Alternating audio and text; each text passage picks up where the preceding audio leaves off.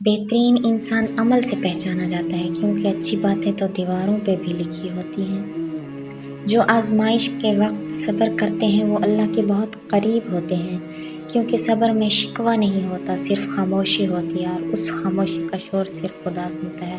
اگر کوئی تم سے پوچھے بتاؤ زندگی کیا ہے، تو تم ہتھیلی پہ ذرا سی خاک رکھنا اور اسے اڑا دینا۔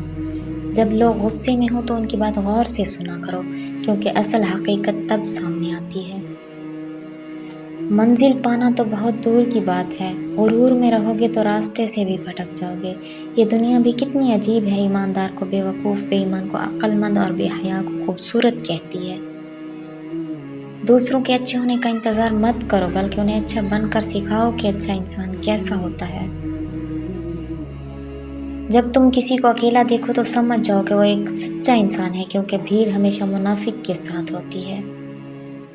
نماز کی فکر اپنے اوپر فرض کر لو، خدا کی قسم دنیا کی فکر سے آزاد ہو جاؤ گے اور کامیابی تمہارے قدم چومے گی۔ جن لوگوں کی تنہائیاں پاک ہوتی ہیں ان کی دعائیں کبھی رد نہیں ہوتی۔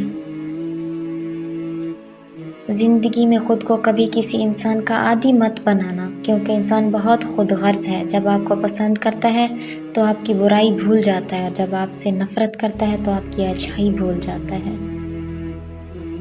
کفر کے بعد سب سے بڑا گناہ کسی کی دل آزاری ہے۔ حق کے راستے میں سب سے بڑی سختی یہ آتی ہے کہ انسان تنہا رہ جاتا ہے۔ جو راستے ابھی تمہیں انجان لگ رہے ہیں نا، دیکھنا اللہ انہی راستوں سے معجزوں کا سفر شروع کر دیں گے انشاءاللہ۔ جب لوگ تمہیں تکلیف میں اکیلا چھوڑ دینا تو جان لو اللہ تعالیٰ تمہارے کام کا ذمہ خود لینا چاہتا ہے۔ ٹوٹے ہوئے دل تو بہت انمول ہوتے ہیں، کیونکہ ان دلوں میں اللہ بستا ہے، اور جس دل میں اللہ بس جائے وہ دل بہت نایاب ہو جایا کرتے ہیں۔ اللہ سے اس قدر قریب ہو جاؤ کہ آپ دعا مانگو اور فرشتے آمین کہیں۔